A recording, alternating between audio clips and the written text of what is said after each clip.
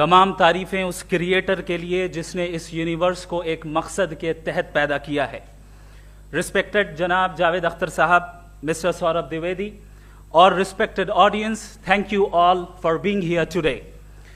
आज की डिबेट में चूंकि हम बात करने वाले हैं डज गॉड एग्जिस्ट के टॉपिक पर, तो ये एक ऐसा टॉपिक है जिसके मुताल्लिक कोई भी डिसीजन लेने के लिए अलग अलग स्टैंडर्ड्स हो सकते हैं।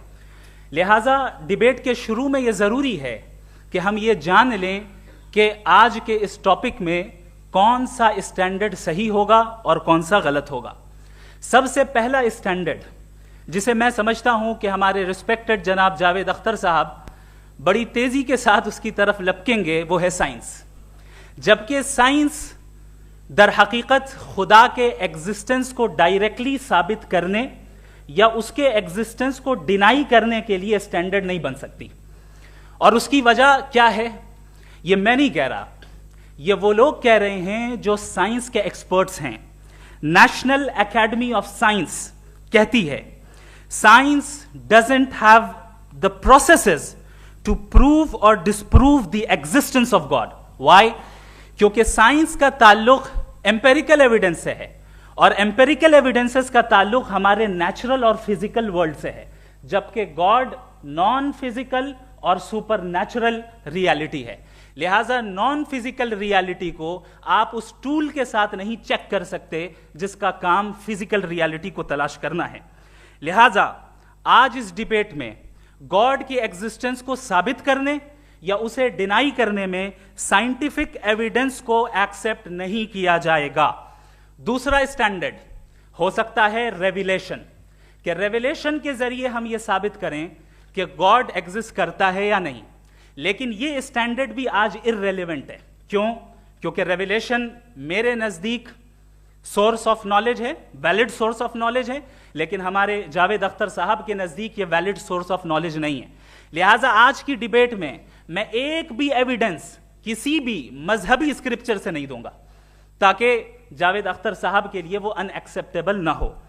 तीसरा जो मेयार हो सकता है वो है ऑब्जर्वेशन, कि भाई कोई कहे कि हमें खुदा दिखाओ, अगर है तो दिखाओ, या ये कि खुदा के एग्जिस्टेंस पर एम्पेरिकल एविडेंस दो, तो ये है दर हकीकत गलत टूल का इस्तेमाल करना।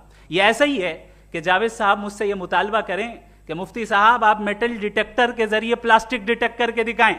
अब चूंकि प्लास्टिक डिटेक्ट नहीं हो पा रही है लिहाजा plastic does not exist. No, you are using the wrong tool. इस टूल से प्लास्टिक को डिटेक्ट नहीं किया जाता।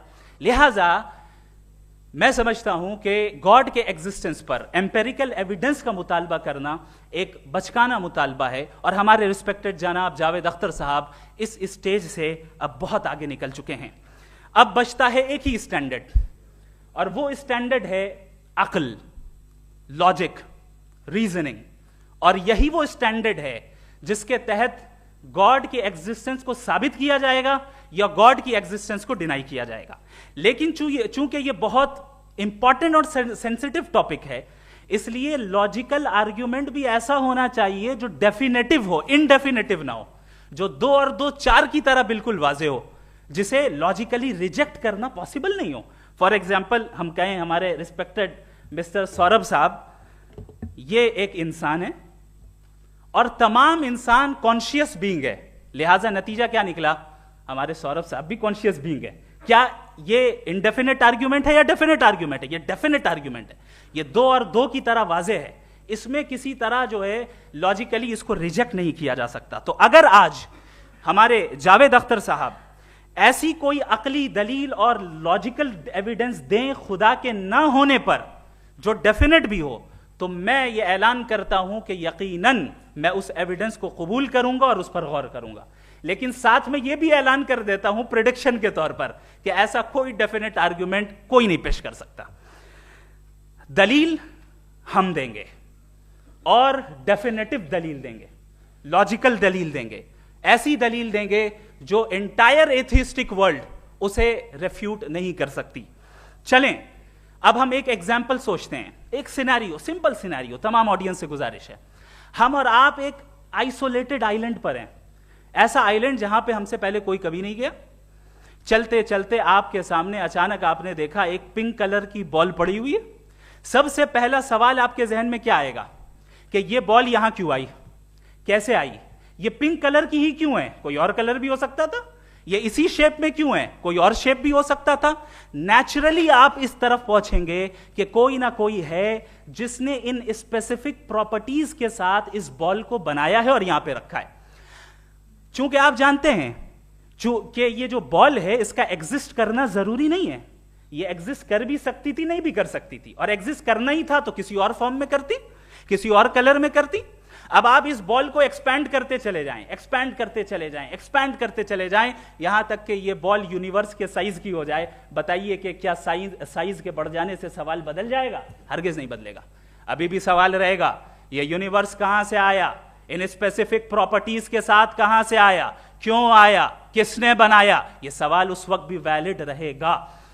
लेकिन यह सवाल अगर हम जनाब जावेद अख्तर साहब से करें तो चूंकि इनका वर्ल्ड व्यू एथिस्टिक है, और सिर्फ इनका नहीं, मतलब जितने भी एथिस्ट हैं और एथिस्टिक वर्ल्ड व्यू को रखने वाले से अगर आप ये सवाल करें कि ये यूनिवर्स कहां से आया, तो इनका जवाब या तो आर्ग्यूमेंट फ्रॉम इग्नोरेंस होगा या डॉगमेटिक होगा। या तो ये कहेंगे कि मुझे नहीं पता कि ये कहां से आया, लिहाजा गॉड डज नॉट एग्जिस्ट, ये आर्ग्यूमेंट फ्रॉम इग्नोरेंस है, या ये कहेंगे कि ये यूनिवर्स खुद ब खुद बन गया। इसका मतलब ये है कि उस बॉल को भी खुद ब खुद बन जाना चाहिए, लेकिन बॉल के ताल्लुक से ये एक्सप्लेनेशन एक्सेप्ट नहीं की जाएगी कि ये खुद ब खुद बन गई, लेकिन यूनिवर्स के ताल्लुक से कर दिया जाएगा। इसे हम दूसरे अल्फाज में डॉगमा भी कह सकते हैं। दूसरी चीज, हमारे जावेद अख्तर साहब जरूर गॉड ऑफ गैप्स की मिसाल भी जरूर देंगे, और मिसाल देंगे कि पहले जमाने में बिजलियां कड़कती थी तो लोगों ने किसी एक खुदा की तरफ, और बारिश होती थी तो दूसरे खुदा की तरफ मंसूब कर दिया, उनके पास दलील नहीं थी। यह हमारा वर्ल्ड व्यू है ही नहीं, यह हमारा वर्ल्ड व्यू है ही नहीं, क्योंकि नेचुरल फेनोमेना के प्रोसेस की इंटरप्रिटेशन को जान लेने से यह कहां से साबित हो गया कि गॉड एग्जिस्ट नहीं करता है। इस पर मैं इंशाअल्लाह अभी आगे बात करूंगा।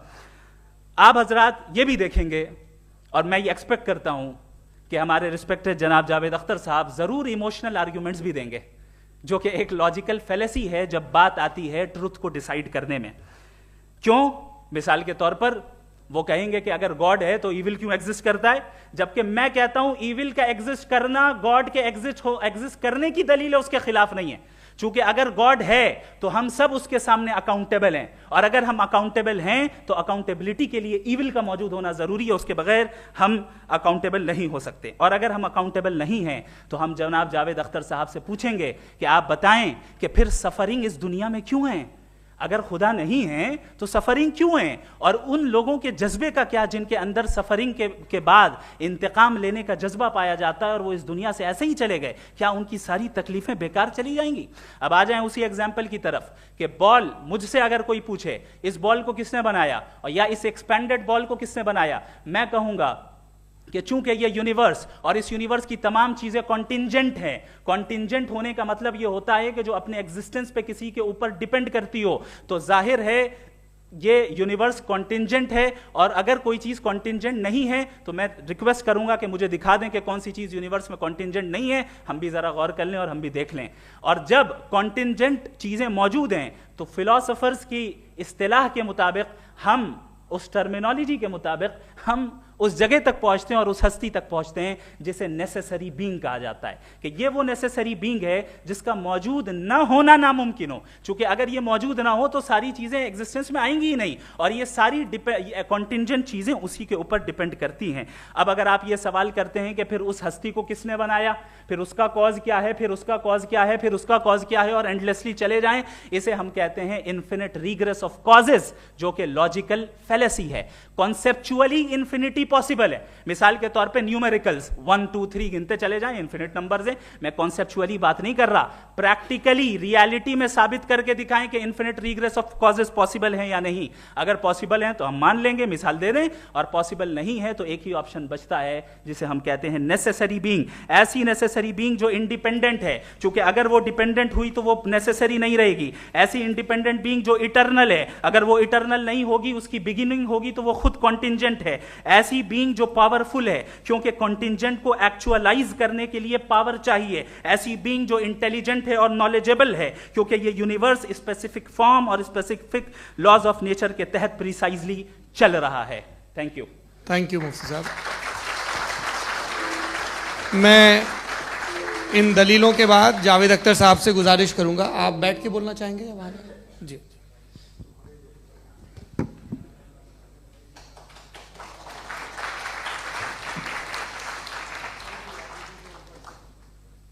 पहले तो मैं मुफ्ती साहब को एक अच्छी खबर देना चाहूँगा कि मेरी नॉलेज साइंस के बारे में बड़ी मामूली है, तो आप फिक्र ना करें उसकी, लेकिन कुछ कॉमन सेंस है मुझ में। देखिए, ये खुदा का तस्वुर कोई नया तस्वुर नहीं है, ये सदियों से रहा है।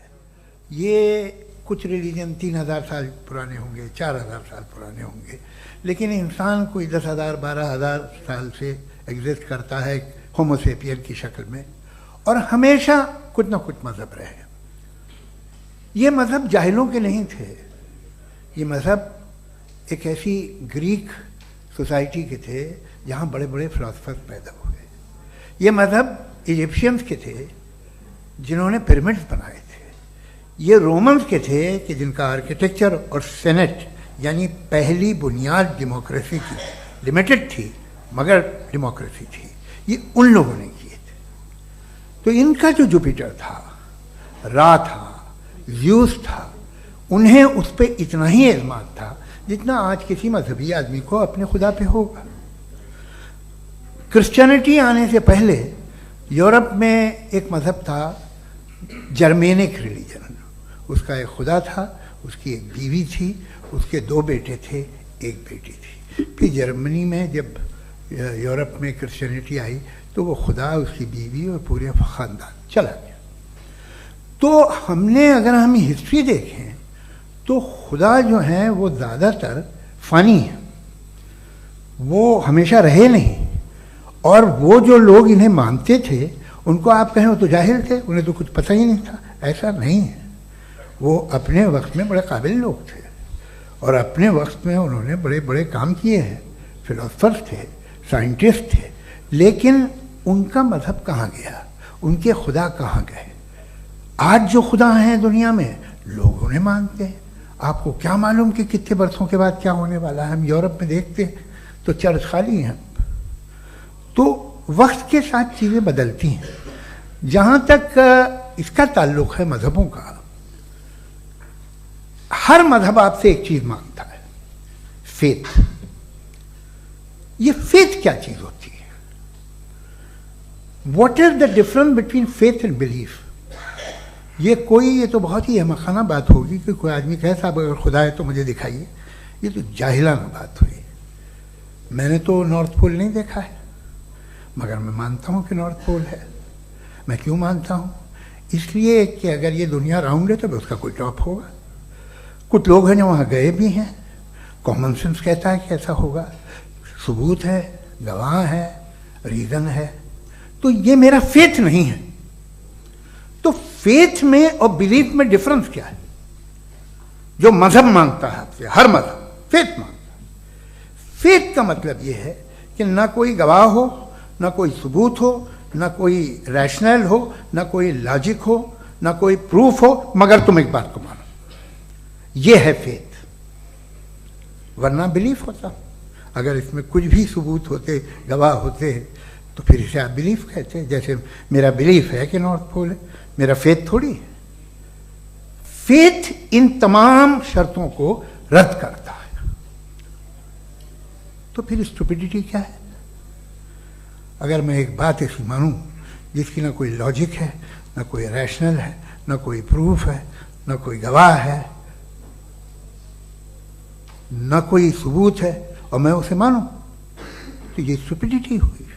इसे ही भाई कल को मैं यकीन कर लूं कि एलॉन मस्क जो है मेरा भाई है, तो मुझे इंतहाई खुशी होगी, सुकून भी बहुत मिलेगा मुझे। लेकिन और कहे भाई क्यों मानते हो, क्या सबूत है भाई, वो तो अमेरिकन है और तुम तो इंडियन हो, वो तो नस्ल अलग है, तुम्हें कभी मिले भी नहीं। साहब देखिए मेरा फेथ है, इस पर बात न किया। फेथ का मतलब ही यह है कि आप प्रूव नहीं कर सकते। अगर आप प्रूव कर सकते हो तो फेथ की जरूरत ही नहीं, फिर तो आप बात करेंगे, आप कितनी बहस कर लीजिए। अल्टीमेटली दुनिया का हर मजहब फेथ पे टिका है, और फेथ का मतलब है एक ऐसा यकीन जिसका कोई सबूत, कोई गवाह, कोई रैशनल नहीं। अब आप ये कहें, क्या आप ये क्यों कह रहे हैं कि साहब ये कायनात किसने बनाई? कमाल ये है कि आपने बताया कि एक आइलैंड पे गए और एक बॉल देखी।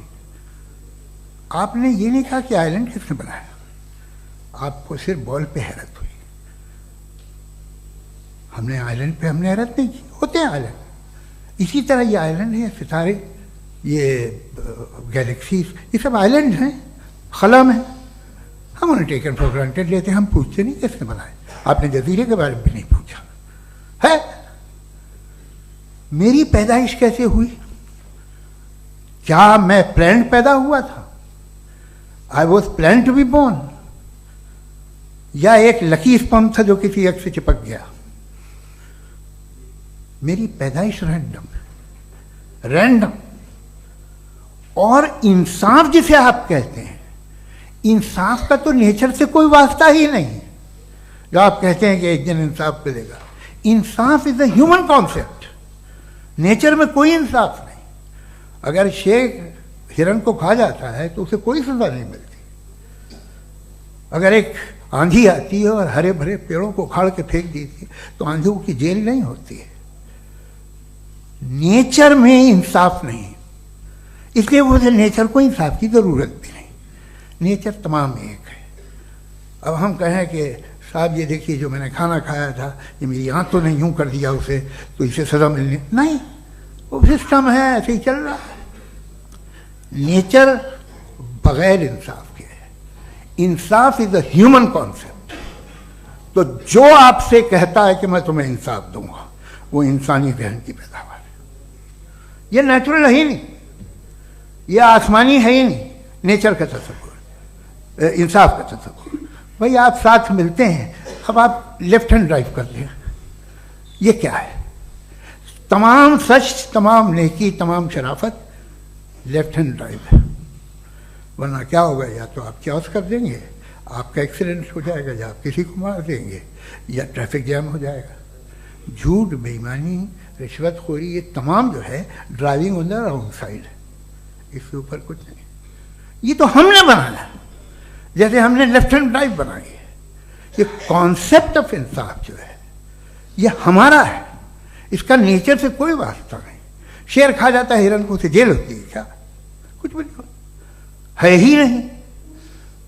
तो ये जो दुनिया के रिलीजन प्रॉमिस करते हैं आपसे इंसाफ, इसी से मालूम होता है कि ये मैन मेड है। ये तसव्वुर कहीं और का है ही नहीं। जो नेचर है, कुछ लोग कहते हैं नेचर ही खुदा है, तो नेचर में तो इंसाफ नहीं कहीं। और आप वादा कर रहे हैं कि तुम्हें मरने के बाद इंसाफ मिलेगा। मुझे अगर मिलेगा तो मैं बहुत खुश होऊंगा, लेकिन मैं यकीन नहीं कर पाता हूं, इसलिए कि मैं फेथ नहीं पैदा कर सकता। The very fact that religions demand faith, इसका मतलब है कि उनके पास जस्टिफिकेशन नहीं है। अच्छा था, फिर रिलीजन अगर मॉडरेशन में है, कोई सा भी नहीं, वो आप में कुछ खूबियां भी पैदा करता होगा। देखिए उससे ये फ़ायदा है, वो फ़ायदा है। अल्कोहल जो है वो ज़्यादातर दवाओं में यूज़ होती है, और एक सर्वे किया गया था अमेरिका में कि लॉन्जिटिविटी किन लोगों की है। तो एक तरफ वो लोग थे जो शराब पीते ही नहीं थे, और एक तरफ वो थे जो एक बोतल शराब रोज पीते थे। सबसे ज़्यादा लंबी उम्र उनकी है जो 2 पैक नाप के शराब पीते हैं और खाना खाते हैं। मगर हम शराब को बुरा समझते हैं, मैं भी बुरा समझता हूँ। क्यों? ऐसा होता नहीं। कुछ चीज़ों में आदत होती है जो बढ़ती है। आज तक में एक आदमी दूध पीता है, आप 10 साल बाद भी मिलेंगे तो एक ही गिलास पीता होगा। ऐसा नहीं होता, सुबह से दूध पीता रहता है। मिल्कोहलिक मैंने नहीं देखे, अल्कोहलिक होते हैं। ये टेंडेंसी है मजहब की कि वो बढ़ता है, जैसे कैंसर बढ़ता है, जैसे शराब बढ़ती है।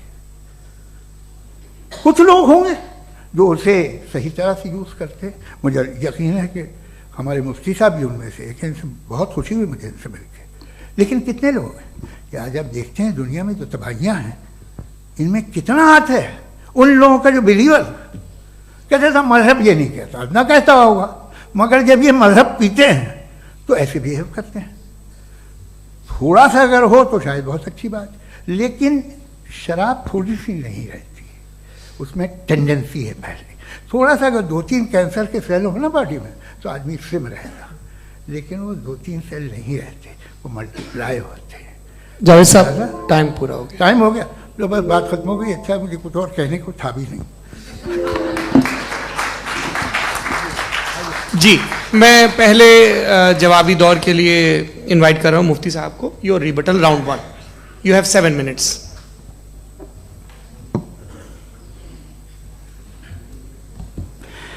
Thank you very much Javed साहब, आपकी बात को सुनकर बड़े महजूज हुए हम लोग। महजूज, do you understand? We enjoyed.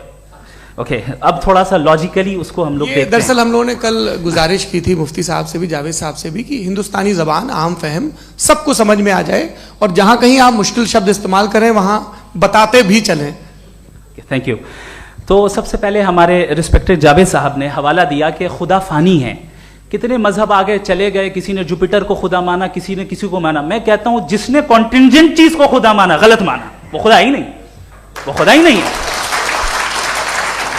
हम तो नेसेसरी बीइंग को साबित करने बैठे हैं, वो नेसेसरी कॉज जो इटरनल है, जो अबदी भी है और अजली भी है।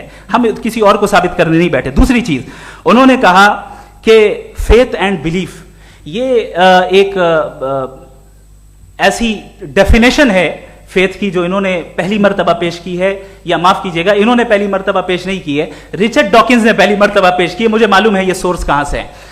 एपिस्टेमोलॉजिकली फेथ और बिलीफ का फर्क आप इस तरह नहीं कर सकते सर। फेथ सही भी होता है, गलत भी होता है, बिलीफ सही भी होता है, गलत भी होता है।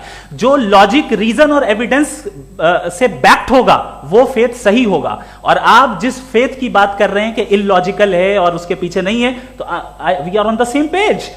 हम नहीं मानते उस फेथ को, जो फेथ ऐसा हो जिसके पीछे कोई लॉजिक ना हो, एविडेंस ना हो, हम नहीं मानते। हम तो उस फेथ के कायल हैं जिसके पीछे लॉजिक हो और एविडेंस हो। तो बिलीफ सही भी होता है, गलत भी होता है, फेथ भी सही होता है और गलत भी होता है। तो आज फेथ और बिलीफ के डिफरेंस पे बात नहीं हो रही है। आज आप चाहे फेथ एक्सेप्ट कर लें या बिलीफ एक्सेप्ट कर लें, आज ये बात होगी कि ट्रूथ क्या है, चाहे ट्रू बिलीफ सही है या ट्रू फेथ सही है, और फॉल्स फेथ क्या है और फॉल्स बिलीफ क्या है, बात इस पे हो रही। दूसरी चीज इन्होंने पूछा, स्टुपिडिटी फिर क्या है? अगर फेथ रिलीजन स्टुपिडिटी नहीं है तो और क्या है? चूंकि फेथ का मुतालबा करते हैं तो स्टुपिडिटी क्या है? मैं कहता हूं स्टुपिडिटी एथिज्म है। उसकी वजह यह है कि आप एक सड़क पे जा रहे हो और आप किसी गार्डन में जाएं और देखें वहां लिखा है फूलों के साथ, I love Javed Akhtar, and I really do, I love you sir. So जब आप वहां पर पहुंचे तो वहां पहुंचकर अब ये बताएं, क्या आप ये कहेंगे वाह व्हाट अ नेचुरल सिलेक्शन? ये क्या नेचुरल सिलेक्शन है? नहीं, ये प्रिसाइजली डिजाइंड है, इसके पीछे डिजाइनर है। लिहाजा अगर कोई एक ऐसी कॉमन सेंस की बात को कबूल नहीं कर रहा है कि यूनिवर्स जो इतने प्रिसाइजली काम कर रहा है, हम कह दें कि खुद ब खुद बन गई, मैं समझता हूं इससे बड़ी स्टुपिडिटी और कुछ नहीं है। ये इरैशनल चीज है। फिर हमारे सर ने कहा कि आपने बॉल पे फोकस किया, आइलैंड पे फोकस नहीं किया। अरे आइलैंड को किसने बनाया यही समझाने के लिए तो बॉल की मिसाल दे रहा हूं। और बॉल भी कॉन्टिंजेंट है, आइलैंड भी कॉन्टिंजेंट है, दोनों नेसेसरी बीइंग का मुतालबा करते हैं। आगे इन्होंने कहा कि नेचर में कोई इंसाफ नहीं है। हम डिसाइड करते हैं कि मोरालिटी क्या होती है, इंसाफ क्या होता है। हम डिसाइड करते हैं, जैसे ड्राइविंग सीट में ट्रैफिक वाला, ये तो किसी खुदा ने नहीं कहा, ये है, इसे कहते हैं फॉल्स इक्विवेलेंस। ये एक लॉजिकल फेलेसी है। आपने जो है मिसाल दी ड्राइविंग की और ट्रैफिक की, ये सब्जेक्टिव मोरालिटी है। आप सब्जेक्टिव मोरालिटी को मिसाल बनाकर ऑब्जेक्टिव मोरालिटी के ऊपर नहीं थोप सकते। इंसाफ की ऑब्जेक्टिव मोरालिटी। अगर आप ये कहते हैं कि नेचर में इंसाफ नहीं है, तो इंसाफ का न होना ये नेचुरल हुआ, तो फिर नेचर को नेचर रहने दे, क्यों हम इतना स्ट्राइव कर रहे हैं दुनिया में इंसाफ लाने के लिए? ये तो इलॉजिकल बात है, इरैशनल बात है। इसलिए बहुत सी चीजें ऐसी हैं जो ऑब्जेक्टिवली जो है इविल या गुड हैं, और बहुत सी चीजें ऐसी हैं जो सब्जेक्टिवली हैं। सब्जेक्टिवली जो मोरल होता है या इमोरल होता है, उसको हम सोशल कंसेंसस से या पर्सनल प्रेफरेंस से डिसाइड करते हैं। लेकिन जो ऑब्जेक्टिव मोरालिटी है, जिसमें इंसाफ आया, जो इन्होंने बार बार रिपीट किया, ये ऑब्जेक्टिव है, सब्जेक्टिव नहीं है। अगर आप कहते हैं ये सब्जेक्टिव है, तो मेरा सवाल आपसे ये है, क्या सोशल कंसेंसस के जरिए अगर जुल्म को सही करार दे दिया जाएगा तो आप जुल्म को जस्टिफाई करेंगे? दूसरी चीज, इन्होंने ये कहा कि 2 पैक शराब पी लें तो वो उतने पे नहीं रहता, बढ़ जाता है। यही मामला मजहब के साथ है, 2 पैक आप पी लें बढ़ेगा। तो ये एक ऐसी मिसाल है, इसको कहीं भी फिट कर लें कि आप एथिज्म पे जब फिट करें, जब आप 2 पैक एथिज्म का लेंगे ना, तो वो बढ़ बढ़ के नॉर्थ कोरिया बनेगा। Thank you.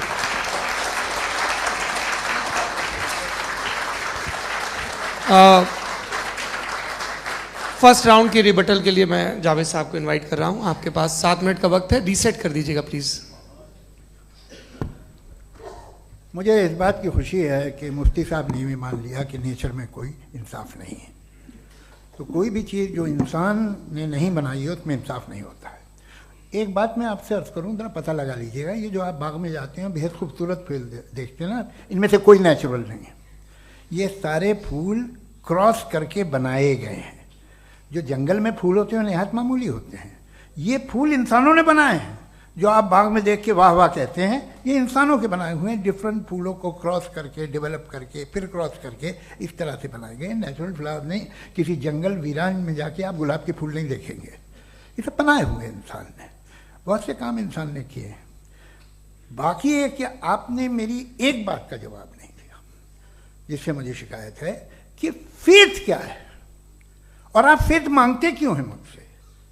आप तो लॉजिकल हैं, आपके पास तो सारे रैशनल्स हैं, आपके पास सारे सबूत हैं, तो आपको फेथ की डिमांड क्यों करते हैं कि भाई तुम सरेंडर कर दो और सवाल मत करो? कोई मजहब सारे सवाल करने की इजाजत नहीं देता है और मना करता है कि ज़्यादा सवाल ना करो, बह जाओगे तुम। आप क्यों रोकते हैं? हकीकत यह है कि इंसानी तारीख क्या है।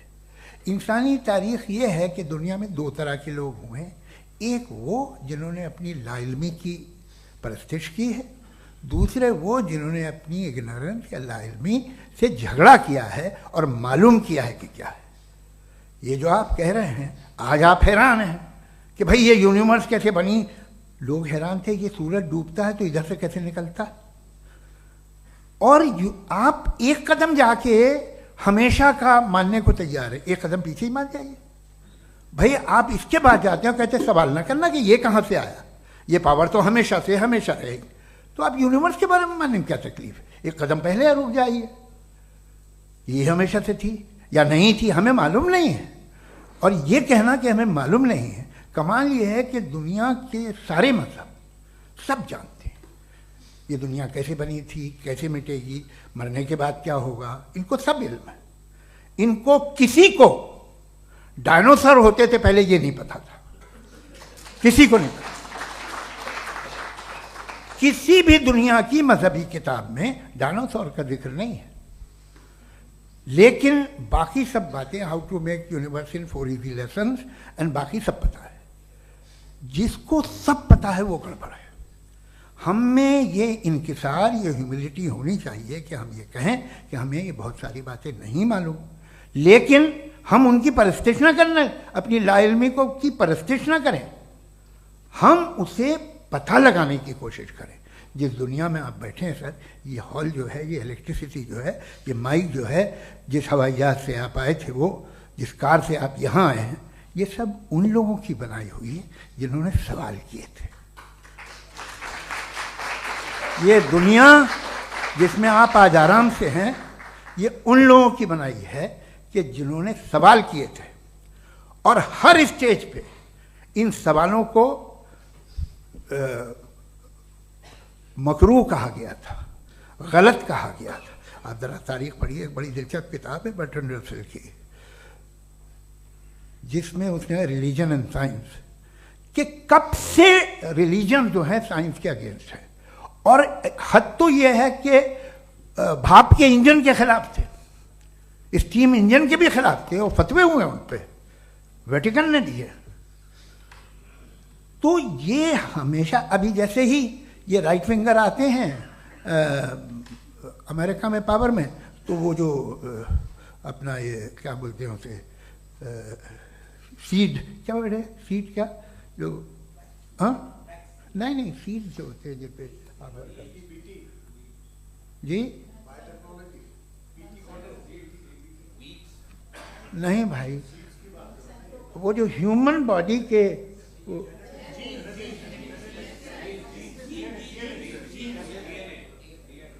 उस पर रिसर्च बंद हो जाती है, रिपब्लिकन नहीं करने देते। अरे भाई इतना डर क्या है तुम्हें? एक ज़माने में बहुत नाराज थे ये सारे मजहबी लोग कि ये इंसान तो इंसान बनाने की कोशिश कर रहा है। आपको क्या तकलीफ भाई, बना ले तो बना लेने दो, ये खौफ क्या है? और ये सब आज जो आप कह रहे हैं नामुमकिन है, ये कैसे हुआ? मुझे एक किस्सा याद आता है। जब मैं छठी क्लास में था तो मैं मैथमेटिक्स में बहुत वीक था, तो एक टीचर रख दिया गया, उसने 1 2 3 4 5 6 7 को सिखा दिया मुझे। वो दिन मैं भूल नहीं सकता हूँ मुफ्ती साहब, जिस दिन उसने ये बताया कि 1/2 क्या होता है और 3/4 क्या होता है, मुझे ऐसा लगा कि मेरा सर बीच से फट जाएगा। ये आदमी कह रहा है कि जो दीवार के अंदर जाओ वॉक करते हुए। आज हंसता हूँ मैं इस बात पे। तो आज जो बातें आपके जहन से बिल्कुल परे हैं और आप हैरान होते हो उन्हें देख के, एक वक्त आएगा कि मामूली लगेंगे। और हुआ है, आपकी इंसानी तारीख ही है। इतनी जल्दी सारे फैसले आप मत कर लीजिए, थोड़ा ये ह्यूमिलिटी रखिए कि भाई ये हमें नहीं मालूम। ये कहने में क्या आ रहा है? ये यूनिवर्स कहाँ तक फैली, ये कब से है और कब तक रहेगी, हमें नहीं मालूम। आपने फैसला कर लिया कब बनी। ये आपके हिसाब से कोई 14 बिलियन ईयर बनी जो समझा जाता है। उससे पहले हजारों करोड़ों अरबों साल तक खुदा बैठा क्या कर रहा था? खामोश बैठा था, ऐसी जमाइयाँ ले रहा था। फिर उसे आइडिया आया, यार एक काम करते, वक्त अच्छा गुजर जाएगा, यूनिवर्स पर आपसे सोचिए। वो तो हमेशा से है ना, मगर यूनिवर्स हमेशा से नहीं है, ये तो बनाई गई है। और उससे पहले क्या था, इनका क्या काम था?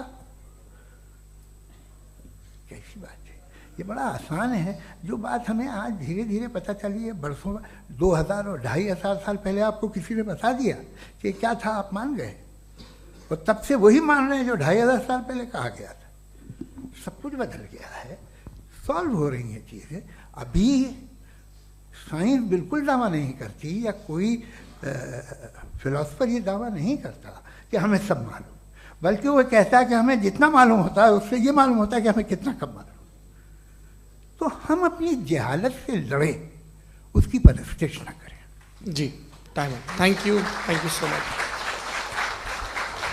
मैं तर्कों की श्रृंखला में राउंड 2 के लिए मुफ्ती साहब को आमंत्रित कर रहा हूँ। आपके पास एक बार फिर से 7 मिनट का वक्त है। शुक्रिया। जनाब जावेद अख्तर साहब कई मर्तबा दोहरा रहे हैं कि फेथ का मतलब बताइए, फेथ का मतलब बताइए। मैंने बता दिया, फेथ सही भी होता है, गलत भी होता है। और आज हम फेथ पे बात नहीं कर रहे, हम ट्रुथ और डज गॉड एग्जिस्ट पे बात कर रहे हैं। क्या डज गॉड एग्जिस्ट, ये ट्रुथ यानी गॉड है या नहीं है, इसमें से दोनों ट्रुथ क्या है। अब आप उसे फेथ कह लें, बिलीफ कह लें, नॉट माई बिजनेस। उसके बाद आपने कहा कि भाई सवाल करने से मजहब रोकता है। मैं कहता हूं जो रोकता है वो रोकता होगा, मैं नहीं रोकता, बल्कि सवाल करें, सवाल करना चाहिए। सवाल कर करके तो हम आगे बढ़ते हैं, तरक्की करते हैं, और इसीलिए मैं आज यहां पे आया हूं। लेकिन सवाल सिर्फ खुदा से नहीं होगा, आपसे भी होगा। सवाल एथिज्म से भी होगा, सवाल सिर्फ मजहब से नहीं होगा, सबसे होगा। और आज मैं सवाल करूंगा और उम्मीद है कि आप जवाब देंगे। अभी तक आपने वैसे कॉन्टिंजेंसी आर्ग्यूमेंट का कोई जवाब नहीं दिया। चलें, आपने कहा यूनिवर्स के बारे में इटर्नल क्यों नहीं बोल देते। ये चूंकि लॉजिकली पॉसिबल ही नहीं है कि यूनिवर्स इटर्नल हो।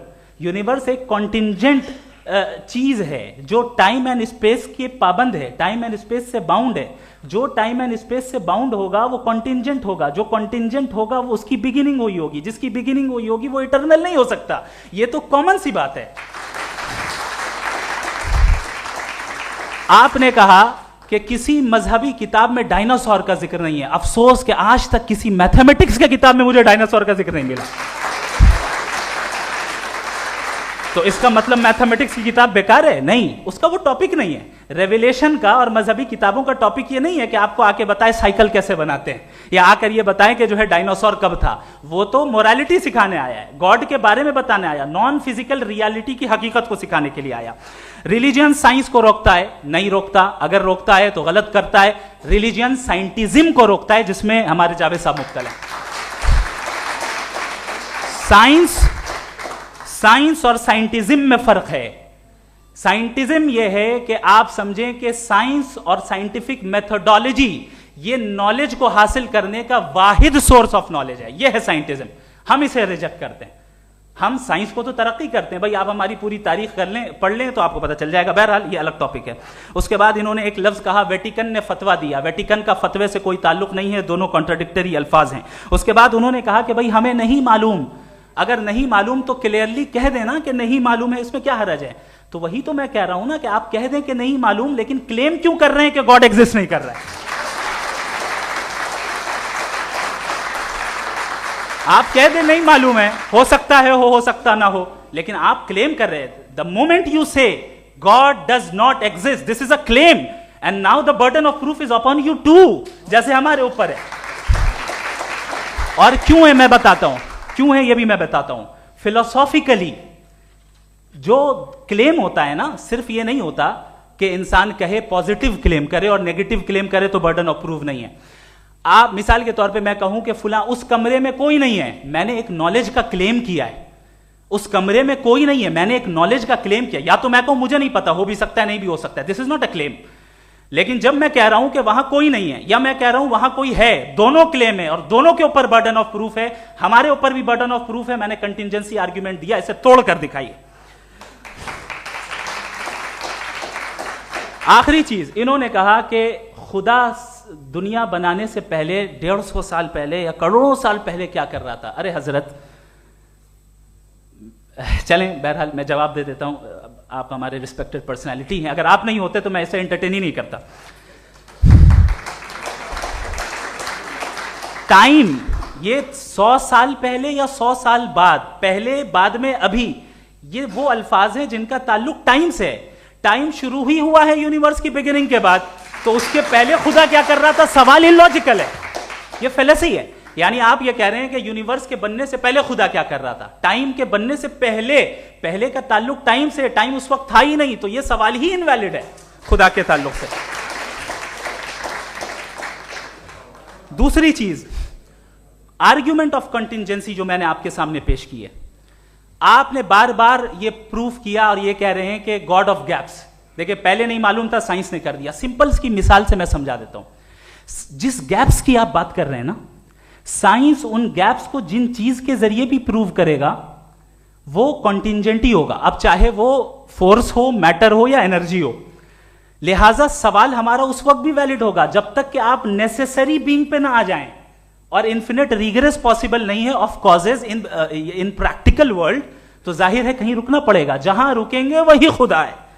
दूसरी चीज, आपने ये कहा, क्या कह रहा था मैं, किस पॉइंट को? What? Oh no, after that, just now. हाँ, जहां रुकेंगे वही खुदा है। बहरहाल, तो टाइम का जिक्र हो गया, गॉड ऑफ गैप, सॉरी, या इसकी एक मिसाल आप ले लें। एक कार है, एक साहब ने देखा कि भाई कार जो है उसके व्हील्स कितने अच्छे लगे हुए हैं, सही जगह पे। स्टीयरिंग जो है कितने अच्छे जगह पे लगी हुई है, और सीट्स कितने वेल डिजाइंड है, कितनी प्रिसाइजली ये कार काम कर रही है। तो जरूर कोई ना कोई इसे क्रिएट किया है, किसी ने क्रिएट किया है। अब जावेद साहब आए और कहे, अरे जनाब बोनेट खोलिए, इसमें इंजन है, इंजन इस कार को चला रहा है, hence prove no one has created the car. This is illogical, this is irrational. आपने इंजन के जरिए उस गैप को तो साबित किया, लेकिन क्या उससे कार की जो क्रिएशन है और उसका जो क्रिएटर है ये इम्पॉसिबल हो जाए? ऐसा पॉसिबल है? उसका सवाल खत्म हो जाए? ऐसा पॉसिबल है? नहीं।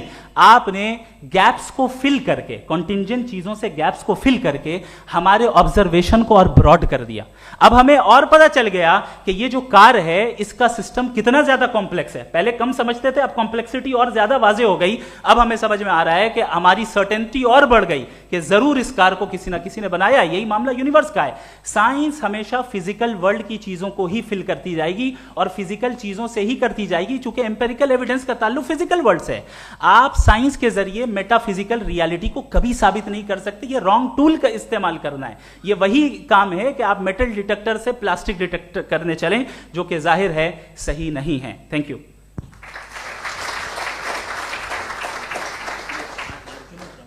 जी, ये आर्ग्यूमेंट का राउंड 2 है। हाँ। 7 मिनट है। पहले तो मैं आपसे अर्ज करूं कि आपने कहा कि जब कायनात ही नहीं थी तो वक्त भी नहीं था, कुछ भी नहीं था। कैसे नहीं था? खुदा था। एक एग्जिस्टेंस तो था ना खुदा का। तो जब खुदा था तो वक्त भी होगा। ऐसा नहीं कि कुछ भी नहीं था, खुदा था। अच्छा, बाकी एक आपने कहा साहब आप साबित कीजिए, आपके पास भी लॉजिक है या मेरे पास भी लॉजिक है। आप मेरा जिम्मेदारी नहीं है साबित करना कि खुदा है। बर्टन रसल ने बड़ी अच्छी बात कही।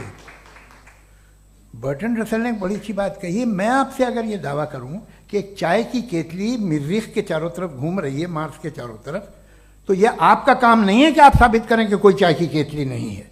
ये मेरा काम है, मैंने दावा किया है। ये दावा तो मजहबी लोग करते हैं कि खुदा है। मैं क्यों साबित करूं कि नहीं है? जब तक आप मुझे कन्विंस नहीं कर देंगे मैं नहीं मानूंगा। आपकी जिम्मेदारी है, मेरी जिम्मेदारी नहीं है। दोयम ये कि ये जो आप कह रहे हैं, जो गैप्स हैं, ये गैप जब जब किसी मजहब को चैलेंज करते हैं, जब ऐसा कोई बात आती है तो हंगामा हो जाता है कि जब वो चैलेंज करें किसी फेथ को। ये तमाम साइंस जो है इसे मुख्तलिफ जगहों पे मुख्तलिफ वक्तों में मजहब ने रोकने की कोशिश की है। ये किताब है religion and science, Burton Russell की, पढ़िएगा, अच्छी लगेगी आपको। तारीख ही है साइंस, मजहब की साइंस से उसका यही रिश्ता है। अच्छा, अब ये हम सोचें कि बहरहाल ये वजूद जो है मजहब और ये बिलीव इन गॉड इंसान को बेहतर बना देता है। तो एक काम कीजिए, हिंदुस्तान वर्ल्ड का नक्शा लीजिए और मार्क कीजिए कि रिलीजन कहाँ कहाँ ज़्यादा है, कहाँ कहाँ, चाहे वो लैटिन अमेरिका हो या मिडल ईस्ट हो या फार ईस्ट हो या हिंदुस्तान के वो इलाके जहाँ मजहबियत ज़्यादा है। रख दीजिए नक्शा अलग। अब दूसरा नक्शा कि कहाँ कहाँ नाइंसाफ़ी, रिप्रेशन, औरतों के हुकूक की पामाली, जुल्म, डिक्टेटरशिप कहाँ है। नक्शा एक ही होगा। तो आप मुझे बताएं कि जो इसका तरकीब इस्तेमाल क्या है। खुदा का तरकीब इस्तेमाल तो बताइए। आप छोटी सी दवा सड़क पे बेचते हैं, उसकी भी तरकीब इस्तेमाल बताते हैं। इसके इस्तेमाल से तो फायदा नहीं हुआ किसी को। जो सारे के सारे खराब मुल्क हैं, खराब समाज है, वो सारे जुल्म खुदा के नाम पे करते हैं। वो गलत करते हैं, सही करते हैं, मुझे क्या लेना देना उससे। इस्तेमाल से मालूम होता ना। एक विस्की की बोतल कभी शायद देखी हो आपने, लाल रंग की होती है, उस पर रोशनी और छपड़ा इंतहाई खूबसूरत लगती है, क्या बिगाड़ रही है किसी का। उसका इस्तेमाल गलत है, इसलिए आप उसे नापसंद करते हैं। इसका इस्तेमाल गलत है, इस तसव्वुर का इस्तेमाल ही गलत है और हमेशा से गलत हुआ है। आप देख लीजिए, इंसानी तारीख देख लीजिए, आज देख लीजिए, हिंदुस्तान देखिए, दुनिया देख लीजिए, क्या हो रहा है। इसे कैसे इस्तेमाल कर रहे हैं। फेथ वाले लोग क्या फेयर हैं, जस्ट हैं, जो अपने खुदाओं पे यकीन रखते हैं, वो किस तरह के लोग हैं। वो लोगों को इंसाफ देते हैं, वो बेहतर इंसान बने। तो इस दवा का फ़ायदा क्या है। चलो बहुत फ़ायदा हो रहा तो मैं इस्तेमाल कर लूँगा, मैं मुझे तो इस दवा का कोई फ़ायदा दिखता ही नहीं।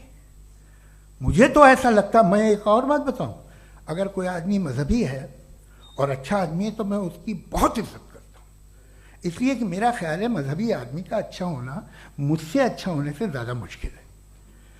भाई हर चीज़ की एक लिमिट है। आप इतना भाग सकते हैं, इतना नहीं भाग सकते, इतना वजन उठा सकते, इतना नहीं उठा सकते, इतना दूर देख सकते हैं, इतना दूर नहीं देख सकते। उसी तरह कॉमन सेंस कहता है कि आप में नेकी का भी एक कोटा होगा। अब आप अगर सुबह जाते हैं अपनी इबादत गाह और इबादत करते हैं तो बाहर निकलते हैं तो आप तो यही महसूस करते हैं कि आपने एक बहुत अच्छा काम किया, आपकी नेकी का एक बहुत बड़ा कोटा खर्च हो गया जिससे किसी का कोई फ़ायदा नहीं हो। मैं तो नहीं जाता हूँ, तो मुझे तो किसी को खाना खिलाना पड़ेगा, किसी बेवा की मदद करनी पड़ेगी। मैं अपना कोटा कैसे कंज्यूम करूँ? आप अपना कोटा सारे मजहबी लोग इंतहाई यूजलेस कामों में यूज करते हैं, उसके बाद भी अगर आप में बच्ची है थोड़ी सी शराफत, तो भाई वाह क्या बात है।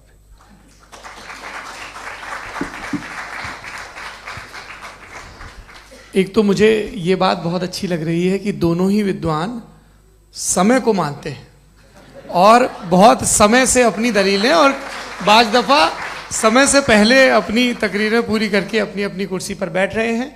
ये इस आर्ग्यूमेंट का राउंड 2 पूरा हुआ। अब रिबटल का राउंड 2 है और उसके बाद क्रॉस एग्जामिनेशन होगा।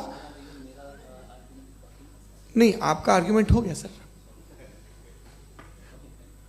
हमारे यहाँ स्कूल के सिलेबस में पंच परमेश्वर कहानी पढ़ाई जाती है, प्रेमचंद जी की लिखी हुई। आप निश्चिंत रहिए, आपके कोई राउंड में मिस नहीं होने दूंगा। रिबटल का राउंड 2, मुफ्ती शमाइल नदवी साहब।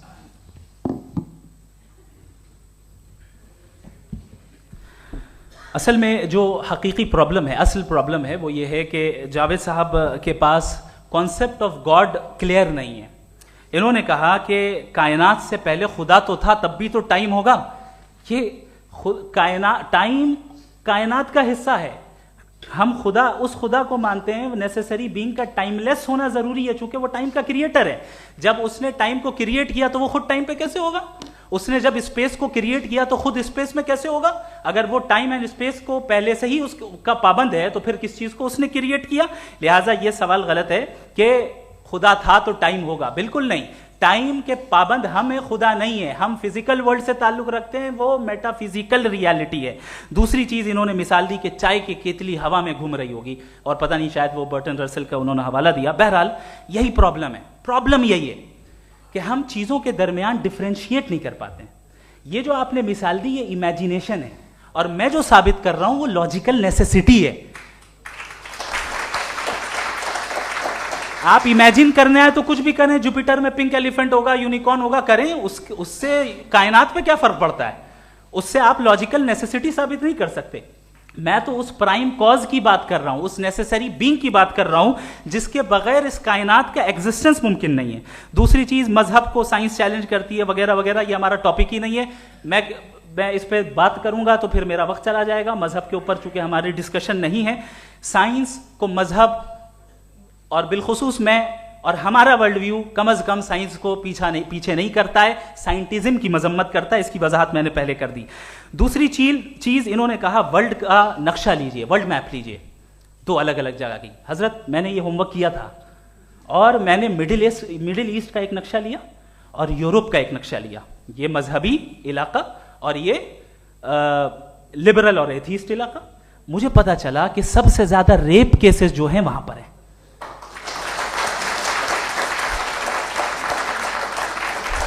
मुझे ये पता चला यूएन की रिपोर्ट के मुताबिक, मैं ये अपने घर से नहीं लेके आ रहा, कि जो वर्किंग वुमेन है यूरोपियन कंट्रीज में, उसमें 81% वुमेन सेक्सुअल हैरेसमेंट का वर्क में शुमार हो रही है। ये मिडिल ईस्ट में नहीं हो रहा है, वो मजहबी लोग हैं इसलिए नहीं हो रहा है।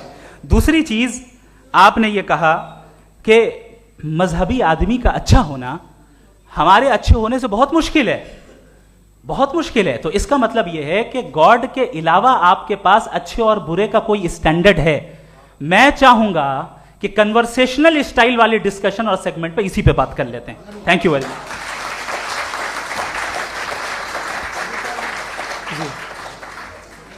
ये रिबटल का राउंड 2 है। आपके पास 5 मिनट का वक्त है और इसके बाद क्रॉस एग्जामिनेशन शुरू करेंगे। आप चाहें तो जो इन्होंने सवाल पूछे उनके जवाब आप रिबटल में भी दे सकते हैं। जी जी, देखिए, पहले तो ये बात कि ये मिसाल गलत नहीं है, गलत है। इन्होंने पहले ही हमको डिसार्म कर दिया। कह लिया अकल से मामला सॉल्व नहीं हो सकता, लॉजिक से आप पहुंच नहीं सकते। ये एक मेटाफिजिकल चीज़ है। मेटाफिजिकल अजीब सा लफ्ज़ है, ठीक से किसी को माने नहीं मालूम इसके, तो ऐसा लगता है कुछ बड़ी चीज़ है। अरे भाई, क्या होता है मेटाफिजिकल, बताओ, खड़ी हो। ये एक लफ्ज़ है जो कहीं भी इस्तेमाल हो जाता है। जब आप एक बात कर रहे हैं और आप मुझसे बहस कर रहे हैं तो मुझे मेटाफिजिकल मत बताइए, आप लॉजिकली मुझे प्रूफ किए। और अगर लॉजिकली आप नहीं बात करते साहब ये मेटाफिजिकल है, तो फिर हम आप बात क्या कर रहे हैं? मेरा आपका किस ज़बान में कॉन्वर्सेशन होगा? और ये कहना कि वक्त पहले नहीं था, तो फिर क्यों कहते हैं ये हमेशा से और हमेशा रहेगा? हमेशा वक्त है, तो आप कैसे कहते हैं वो हमेशा से है और हमेशा रहेगा? हमेशा का मतलब है कोई वक्त, अगर वक्त ही नहीं है तो हमेशा कैसे? बाहर वो रहेगा। अब मैं ये देखता हूँ, आपने कहा ना कि वहाँ रेप ज़्यादा होते हैं, तो हम एक बात देखते हैं कि ये दुनिया जिस पे वो कादर मुतलक है, जिसकी मर्जी के बगैर पत्ता भी नहीं हिलता, ओमनीपोटेंट है, ये दुनिया चल कैसे रही है? और इस दुनिया का हाल क्या है? 45,000 बच्चे जो 10 साल की उम्र से कम थे वो गाजा में मरे। भूख से काला हांडी में बच्चे मरते हैं और डिप्थेरिया से मरते हैं। डिप्थेरिया अजीब मर्ज है, गले में जाली बनना शुरू होती है, बच्चा नीला हो जाता है, गरीब का बच्चा, इसलिए कि उपास इलाज में। ये कादर मुतलक है जो चाहे कर दे, इससे आप दुआएं मांगते हैं हमारी ये काम कर दे वो कर दे, तो इसका मतलब डे टू डे लाइफ में वो इंटरफेयर करता है और ये देख रहा है वो। अगर वो वाकई भी है फॉर डिस्कशन सेक, तो मैं जब दुनिया देखता हूं तो मेरे दिल में उसके लिए कोई इज्जत नहीं पैदा होती।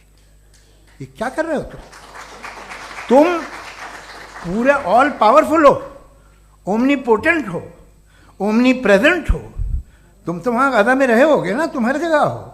तुम देख रहे थे कि बच्चे की कैसे धज्जियां उड़ रही, तुम देख रहे थे और तुम चाहते हो मैं तुम्हारी परस्तिश करूंगा, तुम हो भी। अरे यार, इसके अच्छे तो हमारे चीफ प्राइम मिनिस्टर हैं, कुछ तो ख्याल करते हैं। कमाल है, आप किसकी इबादत कर रहे हैं? अगर वो है भी, ये दुनिया नाइंसाफी से, जुल्म से, जबर से, तशद्दुद से भरी हुई। और आप ये मत कहिएगा कि वो देख रहा है और वो बताएगा एक दिन। अगर वो देख रहा है और इंटरफेयर नहीं करता तो आप दुआ क्यों मांगते? आप कहते हैं मेरा ये काम करा दे, इसके मतलब है वो दखल दे सकता है, वो आपको नौकरी दिलवा सकता है, भले दूसरे आदमी को न मिले, मगर आपका काम कर देगा चूंकि आपने दुआ मांगी है।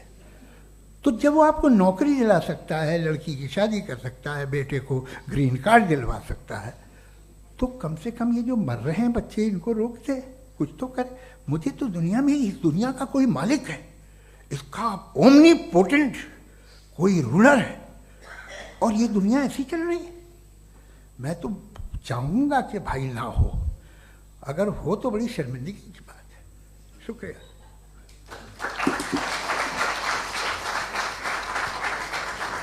देवियों और सज्जनों, इस बहस के 2 राउंड और 2 रिबटल पूरे हो चुके हैं। अब सबसे ज़रूरी और सबसे मुश्किल राउंड शुरू हो रहा है, क्रॉस एग्जामिनेशन का।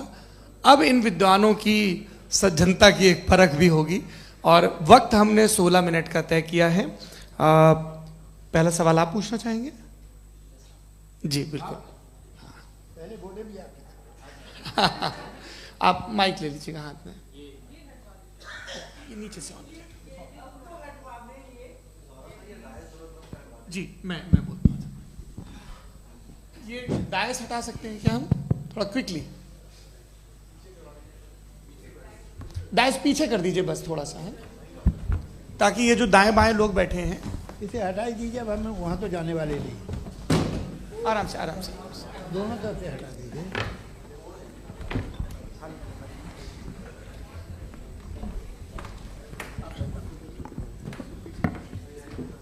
इस बीच आप लोग भी अपने अपने सवाल तैयार कर लें।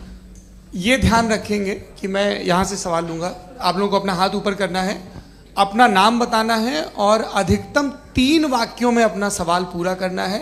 कई लोग सवाल की जगह भाषण देने लगते हैं, उससे आज बचना है। जी मुफ्ती साहब, पहला सवाल आपका, 16 मिनट हैं, हम दोनों लोगों के सवाल लेंगे। जी जी बहुत शुक्रिया। आपकी जो अभी बात हुई बहुत अहम थी, मैं इसको चाहूँगा कि आगे डिस्कस करूँ, लेकिन चूँकि अभी ये वो सेगमेंट है क्रॉस एग्जामिनेशन, तो सबसे पहला सवाल आपसे ये है कि जो मैं इतनी देर से कॉन्टिंजेंसी आर्ग्यूमेंट आपको बता रहा था, ये अकल से ही बता रहा था हजरत, आप ये बताएं कि आप इन्फिनिट रिग्रेस ऑफ कॉजेस को पॉसिबल मानते हैं या नेसेसरी बीइंग के एग्जिस्टेंस को सही समझते हैं? चूंकि 2 ही ऑप्शन हो सकता है, आप ये बताएं। देखिए, आपको मैं ईमानदारी से बात करूं, एक तो मैं कॉन्टिजेंसी वर्ड ठीक से समझता नहीं, और इस वक्त भी जो आपने अंग्रेज़ी के अल्फाज इस्तेमाल किए वो ज़रा थोड़े से मुझे डिफ़िकल्ट और कॉम्प्लिकेटेड लगे, तो आप ज़रा सिंपल ज़बान में सवाल कर सकते हैं? बिल्कुल कर सकता हूँ जी। यूनिवर्स की हर चीज कॉन्टिंजेंट होने का मतलब यह है कि वो अपने एग्जिस्टेंस में किसी के ऊपर डिपेंडेड है। जो भी चीज डिपेंडेड होगी वो चीज इंडिपेंडेंट नहीं हो सकती, तो उसका कोई ना कोई कॉज होगा। तो अब आप क्या समझते हैं कि ये इन्फिनिट रीग्रेस है, यानी कॉज पर कॉज, कॉज पर कॉज, कॉज पर कॉज, और कभी कोई यानी ये एंडलेसली चलता रहा? क्योंकि अगर ऐसा होगा तो हम तो एग्जिस्टेंस में आते ही नहीं। लॉजिकली ये मुत्तफक अलैह चीज है, मुत्तफक अलैह, अग्रीड अपॉन। इस पे हमने एग्री किया था कि मुश्किल शब्द आएगा तो अर्थ बताना पड़ेगा। तो इन्फिनिट रीग्रेस तो पॉसिबल नहीं है, तो कहीं ना कहीं आपको रुकना पड़ेगा ऐसे नेसेसरी बीइंग पर। नहीं, कोई जरूरत नहीं रुकने की। किसने कहा आप रुकना पड़ेगा? आप रुकते हैं खुदा पे, आप नहीं रुकते। आप कहते हैं वो हमेशा से, जब उस वक्त से जब वक्त नहीं था। आप कहाँ रुकते हैं कि अब हुआ था वो? आप नहीं कहते। हम क्यों नहीं मान सकते कि यूनिवर्स जो है और बल्कि मल्टीवर्सेस जो है वो हमेशा से हैं, वो बनती है, बिगड़ती है। एक हमारे यहाँ एक चीज़ है ब्लैक होल, वो समेट लेता है वापस, फिर ब्लास्ट होता है, फिर फैल जाता है। और इसमें हमारी तो खैर कोई औकात ही नहीं है इंसान की। एक छोटे से ज़र्रे पे हम 50-60 साल की उम्र रखते हैं, जो करोड़ों अरबों साल की कायनात है उसमें, और पैदा भी नहायत ही बेहुदा वजह से हुए थे। तो इसमें ये सोचना कि इसकी वजूहात और ये क्यों है, ये डिपेंडेंट है, ये हम देख रहे हैं। क्या मालूम? आप सोचिए कि ये जो फैल रही है कायनात, ये कहाँ फैल रही है, ये कहाँ जा रही है, और ये फैल क्यों रही है? अरे बना ली थी तुमने, रुको भैया, काफ़ी है।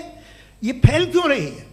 ये और कौन सी कायनात जिसे मैं दूरबीन से देखता हूँ तो 2 बिलियन लाइट ईयर पे है, उससे मेरा कोई वास्ता ही नहीं है। 2 बिलियन ईयर यानी अगर मैं 80,000 माइल्स पर सेकेंड से चलूं तो 20 करोड़ साल में वहां पहुंच जाऊंगा। इसकी जरूरत क्या थी? ये दुनिया, ये कायनात तो इंसान अशरफुल मखलूकात के लिए बनाई गई ना। तो ये सब ये टर्म समझ में नहीं आया, इसमें कोई खास समझने वाली बात थी भी नहीं। ये जो अल्टीमेट कहा यह जाता है कि ये जो पूरी यूनिवर्स है, ये जो दुनिया है, ये इंसान के लिए बनाई गई। अच्छा, ये सब इंसान के लिए। क्यों साहब, सही है ना? बिल्कुल, लेकिन इसका ये मतलब नहीं कि किसी चीज के पीछे रीजन आपको नहीं पता तो रीजन नहीं है। इसे कहते हैं नहीं, मुझे नहीं पता, लेकिन मेरी जिम्मेदारी नहीं है। वो बिल्कुल सही कहा था उसने, बर्टन रसल ने। आपने उसे मजाक में टाल दिया कि भाई आप एक दावा कर रहे हैं, मैं क्यों कहूं कि ये गलत है दावा? आप प्रूफ कीजिए, मेरे पे जिम्मेदारी ही नहीं है, मैंने थोड़ी कहा है। आप प्रूफ कीजिए कि ये सही है। आप आर्ग्यूमेंट ऑफ कंटिंजेंसी का जवाब ही नहीं दे रहे हैं। पूछना चाहेंगे? आप सवाल पूछना चाहेंगे मुफ्ती साहब से? क्योंकि ये क्रॉस एग्जामिनेशन का दौर है। आप जैसे पहले बोल रहे थे फेथ को लेकर कुछ, मैं ये पूछना चाहूँगा कि खुदा ने जो भी रेवल्यूशन किए हैं, एक मज़हब के लिए बहुत से मज़हबों में किए हैं, अलग अलग रेवल्यूशन है। कहीं कुछ एक बातें हैं, कॉन्ट्रडिक्शन भी है आपस में, कहीं कुछ आप कर सकते हैं, कहीं कुछ नहीं कर सकते। ऐसा नहीं है कि सबकी कोड ऑफ मॉरल एक है। तो ये किस्सा क्या है? अब आप ये देखिए कि मुझे कभी कभी लगता है कि जो फुटबॉल फाइनल होता है, लाखों लोग होते हैं, फिर वो टीवी कवर कर, करोड़ों लोग, अगर उसमें खुदा की एक बूमिंग आवाज़ आ जाती, मैं गॉड हूँ, तो सारे लोग अभी सुन लेते और टीवी पे भी सुन लेते, किस्सा खत्म होता। ये इतनी राजदारी क्या है कि तुम सामने कुछ तो सबूत दे दो हमें सॉलिड। ये कह साहब ये यूनिवर्स कैसे बनी, इससे मसला क्या हल होगा? मैं पूछूंगा आपसे खुदा कैसे बना? क्यों नहीं पूछूंगा कैसे बना? बल्कि वो तो कायनात से कहीं ज़्यादा इंटेलिजेंट है, कायनात से कहीं ज़्यादा कॉम्प्लेक्स। जी वो हमेशा से है, आप कहेंगे मैं मान लूँगा। अच्छा, दोयम वो कादिर मुखलक, यानी कादिर मुखलक का मतलब ओमनीपोटेंट, वो जो चाहे कर सकता है। आपको नौकरी दिलवा सकता है, आपकी अच्छी जगह शादी करवा सकता है, आपके पड़ोसी का मुकदमा हरवा सकता है, आपको जिता सकता है, सब काम करता है। थोड़ा सा माइक क्लोज। वो इस दुनिया को चला कैसे रहा है? ये दुनिया कैसे चल रही है? आपको इस पर हैरत नहीं होती? या क़यामत के बाद कभी एक जस्टिस होगा, जब ये बच्चा मर चुका होगा, जिसकी धज्जियाँ उड़ गई बम से, इसको इंसाफ मिलेगा तब? अच्छा, अब जवाब दूं? हाँ जी जी, मैं इसीलिए आप की तरफ सबसे पहले आपने रेवलेशन और स्क्रिप्चर्स की बात की, इस पे मैं बात कर सकता हूं लेकिन आज नहीं करूंगा चूंकि वक्त कम है, कभी और इस पे डिस्कस करेंगे। मैं तैयार हूं उस पे भी बात करने के लिए। ये अभी से राउंड 2 की भूमिका तय हो रही है। Does God exist round 2? जी, चूंकि आज गॉड के एग्जिस्टेंस पे बात है तो मैं उसी के रिलेटेड जो है आपके सवालात को एंटरटेन भी करूंगा और मैं भी पूछूंगा। आपने कहा कि आपने साबित ही नहीं किया, जबकि आर्ग्यूमेंट ऑफ कॉन्टिंजेंसी बुनियादी आर्ग्यूमेंट है। आप मुझे कॉन्टिंजेंसी का मतलब बताइए, आपका मतलब क्या है कॉन्टिंजेंसी? कॉन्टिंजेंसी का मतलब यह हुआ कि हर वो वजूद जो किसी भी चीज का पाबंद है, हर वो वजूद या हर वो चीज जो अपने एग्जिस्टेंस में किसी भी चीज के पाबंद है और उससे बाउंड है, उसको उसकी जरूरत है, उस पर डिपेंड करती है, तो जाहिर सी बात है कि उसका कोई ना कोई कॉज होता है। ये तो अक्ल की बात है। ये आप रीजनिंग की बात करते हैं, मैं वही कर रहा हूं। दूसरी चीज आपने ये बात कही